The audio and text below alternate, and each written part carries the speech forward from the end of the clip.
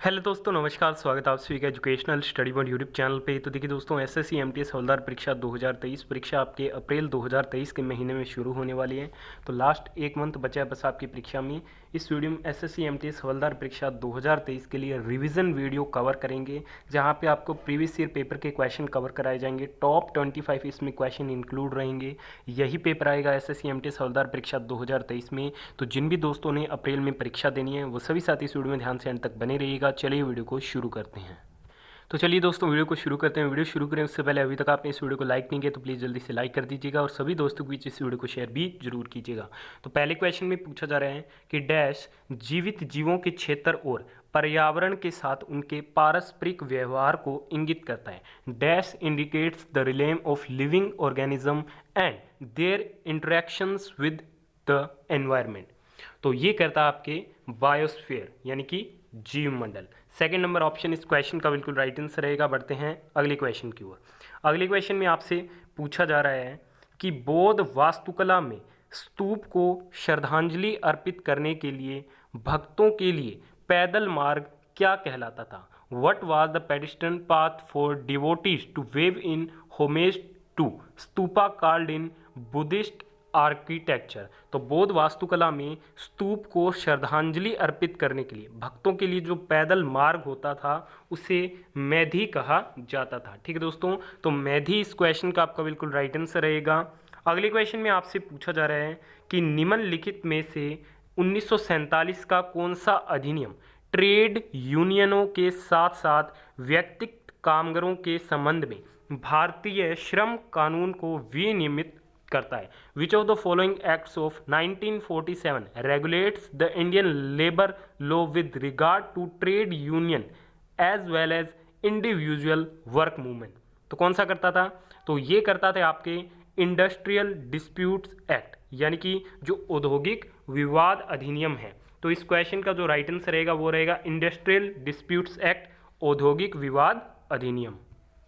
अगले क्वेश्चन में आपसे पूछा जा रहा है कि सावी क्वाशियोरकर रोग से पीड़ित है। यह निम्नलिखित में से किसकी कमी से होता है? Saavi is suffering from kwashiorkor. Which of the following deficiency cause it. तो क्वाशियोरकर जो रोग है वो प्रोटीन की कमी के कारण होता है। डिफिशियंसी ऑफ प्रोटीन के कारण क्या है, ये होता है। अगले क्वेश्चन में आपसे पूछा जा रहा है कि निम्नलिखित में से किसे आदिवासी नृत्य शैली गुसाड़ी को जीवित रखने के लिए 2021 में पद्मश्री से सम्मानित किया गया था। वो among the following was awarded the Padma Shri in 2021 for keeping the Adivasi dance form Gusadi alive. तो ये आपके सम्मानित किया गया था कनक राजू को। ठीक है दोस्तों, तो कनक राजू इस क्वेश्चन का आपका बिल्कुल राइट आंसर रहेगा। अगले क्वेश्चन में आपसे पूछा जा रहा है कि फिडे 44वां शतरंज ओलंपियाड 2022 डैश भारत में 2022 की गर्मियों के दौरान आयोजित किया गया था। तो फिडे का जो 44वां शतरंज ओलंपियाड 2022 था ये गर्मियों में चेन्नई में आयोजित किया गया था। तो चेन्नई इस क्वेश्चन का आपका बिल्कुल राइट आंसर रहेगा। अगले क्वेश्चन में आपसे पूछा जा रहा है कि निम्नलिखित भारतीय लेखकों में से किसने भारत के राष्ट्रवादी आंदोलन के दौरान प्रसिद्ध उपन्यास गोरा लिखा था। Who among the following Indian authors wrote the famous novel Gora during the nationalist movement of India? तो जो प्रसिद्ध उपन्यास गोरा लिखा गया था ये रविंद्रनाथ टैगोर के द्वारा लिखा गया था। तो रविंद्रनाथ टैगोर इस क्वेश्चन का राइट आंसर था। अगले क्वेश्चन में आपसे पूछा जा रहा है कि एक नाटक में नरेश ने कहा कि स्वराज मेरा जन्मसिद्ध अधिकार है और मैं इसे लेकर रहूंगा। यह नारा निम्नलिखित में से किस भारतीय स्वतंत्रता सेनानी का है? Swaraj is my birth right and I shall have it. तो ये जो आपके नारा था, स्लोगन था, ये दिया गया था लोकमान्य बाल गंगाधर तिलक जी के द्वारा। ठीक है दोस्तों, जो कि इस क्वेश्चन का आपका राइट आंसर रहेगा। अगले क्वेश्चन में आपसे पूछा जा रहा है कि भारतीय संविधान का कौन सा अनुच्छेद कानूनों के समान संरक्षण और कानून के समक्ष समानता प्रदान करता है। Which article of the constitution of India provides equal protection of the laws and equality before the law. तो ये प्रोवाइड करता है अनुच्छेद 14। तो अनुच्छेद 14 इस क्वेश्चन का आपका बिल्कुल राइट आंसर रहेगा। अगले क्वेश्चन में आपसे पूछा जा रहा है कि निम्नलिखित में से कौन सा भारत के पूर्वी तट के पूर्ण या आंशिक भाग के लिए एक क्षेत्रीय नाम नहीं है। Which of the following is not a regional name for the full और part of the east coast of India. तो कौन सा नहीं है? तो ये नहीं है मालाबार कोस्ट, मालाबार तट। ठीक है, तो मालाबार तट इस क्वेश्चन का राइट आंसर रहेगा। अगले क्वेश्चन में पूछा जा रहा है कि रीता गिद्दा नृत्य करती है, यह नृत्य शैली किस राज्य से संबंधित है? Rita performs Giddha dance form, which state does this dance form belong to? Giddha जो नृत्य शैली है ये पंजाब राज्य से क्या है? संबंधित है। अगले क्वेश्चन में पूछा जा रहा है कि which of the following is an autobiography of Barack Obama? तो बराक ओबामा की जो ऑटोबायोग्राफी है वो है Dreams from My Father, A Story of Race and Inheritance. इस क्वेश्चन का करेक्ट आंसर ऑप्शन नंबर 2 रहेगा। वीडियो में आगे बढ़े उससे पहले अभी तक आपने इस वीडियो को लाइक नहीं किया तो प्लीज़ जल्दी से लाइक कर दीजिएगा और सभी दोस्तों को इस वीडियो को पहुंचाने के लिए वीडियो को शेयर भी जरूर कीजिएगा। इस वीडियो में टारगेट रखेंगे पूरे 500 लाइक्स कंप्लीट करने का, तो फटाफट से वीडियो को लाइक कीजिए। अगले क्वेश्चन में पूछा जा रहा है कि कांटेदार वनों और झाड़ियों की जलवायु परिस्थितियां निम्नलिखित में से किस पौधे की प्रजाति के लिए सबसे आदर्श है? The climatic condition of thorn forest and scrubs are the most ideal for which of the following plant species? तो ये जो सबसे फायदेमंद रहती है, सबसे आदर्श रहती है, ये रहती है यूफोबिया के लिए। ठीक है दोस्तों, तो इस क्वेश्चन का जो राइट आंसर रहेगा वो रहेगा ऑप्शन नंबर 4। अगले क्वेश्चन में आपसे पूछा जा रहा है कि 2008 बीजिंग ओलंपिक्स में किस भारतीय मुक्केबाज ने मुक्केबाजी में मिडलवेट वर्ग में कांस्य पदक जीता? Which Indian boxer won a bronze medal in the middleweight division in boxing at the 2018 Beijing Olympics? तो ये जीता गया था विजेंद्र सिंह के द्वारा। करेक्ट आंसर ऑप्शन नंबर 1 रहेगा इस क्वेश्चन का। अगले क्वेश्चन में पूछा जा रहा है कि ग्रामीण रोजगार सृजन कार्यक्रम rural employment generation programme was launched in. तो इसे जो शुरू किया गया था वो 1995 में शुरू किया गया था, तो 1995 आपका बिल्कुल राइट आंसर रहेगा।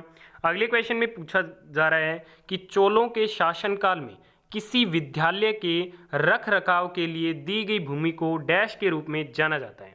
तो चोलों के शासनकाल के दौरान किसी विद्यालय के रख रखाव के लिए दी गई भूमि को शाला भोग के नाम से क्या है? जाना जाता है। Second number option will be the right answer. अगले क्वेश्चन में आपसे पूछा जा रहा है कि निम्नलिखित में से कौन तबला वादक नहीं था? Who among the following is not A tabla player. तो ये नहीं थे तबला प्लेयर शेख चिन्ना मोला, ये क्या थे? नाद स्वरम के क्या थे? प्लेयर थे। ठीक है, तो ये बात आपको ध्यान में रखनी है। अगले क्वेश्चन में आपसे पूछा जा रहा है एक किले के बारे में निम्नलिखित कथनों पर विचार कीजिए। ठीक है, पहला कथन है इसे मूल रूप से मनकल के नाम से जाना जाता था, और सेकंड है इसे वर्ष 1143 में एक पहाड़ी की चोटी पर बनाया गया था। उपरोक्त कथनों में से किस किले के बारे में बात की जा रही है? तो ये बात की जा रही है गोलकोंडा फोर्ट, यानी कि गोलकुंडा के किले के बारे में ये बात की जा रही है। तो इस क्वेश्चन का राइट आंसर ऑप्शन नंबर 4 रहेगा। बढ़ते हैं अगले क्वेश्चन की ओर। नेक्स्ट क्वेश्चन में आपसे पूछा जा रहा है कि निम्नलिखित में से किसने महात्मा गांधी को महिलाओं को नमक सत्याग्रह आंदोलन में भाग लेने की अनुमति देने के लिए सहमत किया था? Who among the following pressured Mahatma Gandhi to allow women to join the salt satyagraha movement? तो ये जो आपके सहमत किया गया था अनुमति देने के लिए, ये किया गया था कमला देवी चट्टोपाध्याय के द्वारा। करेक्ट आंसर ऑप्शन नंबर 1 रहेगा इस क्वेश्चन का। अगले क्वेश्चन में आपसे पूछा जा रहा है कि प्राचीन भारत में महाजनपदों के शासक फसलों की उपज के डैश की दर से कर वसूलते थे? तो ये जो कर वसूलते थे ये वसूलते थे 1/6 भाग। ठीक है, तो 1/6 भाग इस क्वेश्चन का आपका बिल्कुल राइट आंसर रहेगा। अगले क्वेश्चन में आपसे पूछा जा रहा है कि भरतनाट्यम किस राज्य का शास्त्रीय नृत्य है? Bharatanatyam is a classical dance form of which Indian state? तो भरतनाट्यम जो है वो तमिलनाडु का क्या है? एक शास्त्रीय नृत्य है। अगले क्वेश्चन में आपसे पूछा जा रहा है कि निम्नलिखित में से कौन प्राणी जगत के संधिपाद प्राणी यानी कि ऑर्थोपोडा समूह से संबंधित नहीं है? Which of the following does not belong to Arthropoda group of animal kingdom? तो ये संबंधित नहीं है आपके ऑक्टोपस। तो ऑक्टोपस इस क्वेश्चन का आपका बिल्कुल राइट आंसर रहेगा। अगले क्वेश्चन में आपसे पूछा जा रहा है कि वेद समाज के बारे में निम्नलिखित में से कौन सा जो कथन है वो सही है? पहला कथन है कि इसकी स्थापना 1864 में मद्रास यानी कि अब चेन्नई में हुई थी। दूसरा कथन है इसने जाति भेद को खत्म करने और विधवा पुनर्विवाह और महिला शिक्षा को बढ़ावा देने के लिए काम किया। ठीक है, तो आपको बताना है इसके बारे में कौन सा कथन सही है। तो इसका राइट आंसर रहेगा बोथ फर्स्ट एंड सेकंड। क्या है, दोनों ही जो कथन हैं वो इसके बारे में क्या है, बिल्कुल सत्य है।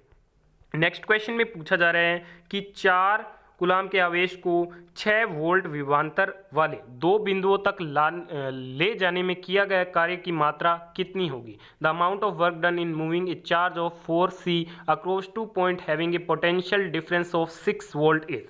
तो कितना हो जाएगा, तो ये जो वर्क होगा वो क्या हो जाएगा, आपके पोटेंशियल डिफरेंस और जो आपके आवेश है उसका क्या हो जाएगा, गुणनफल हो जाएगा। तो 4 × 6 हो जाएगा कितना, 24 जूल। ठीक है, तो 24 जूल इस क्वेश्चन का आपका राइट आंसर रहेगा। अगले क्वेश्चन में आपसे पूछा जा रहा है कि मानव शरीर की लार में निम्नलिखित में से कौन सा एंजाइम पाया जाता है जो स्टार्च को साधारण शर्करा में तोड़ देता है। Which of the following enzyme is found in saliva of human body which breaks down starch into simple sugar. तो ये पाया जाता है आपके एमाइलेज। तो एमाइलेज इस क्वेश्चन का आपका बिल्कुल राइट आंसर रहेगा। तो आज की इस वीडियो में टोटल 25 क्वेश्चंस को कवर किए। वीडियो में आपका क्या स्कोर रहा कमेंट जरूर कीजिएगा। वीडियो पसंद आई तो प्लीज़ वीडियो को लाइक शेयर, चैनल को सब्सक्राइब जरूर कीजिएगा। धन्यवाद।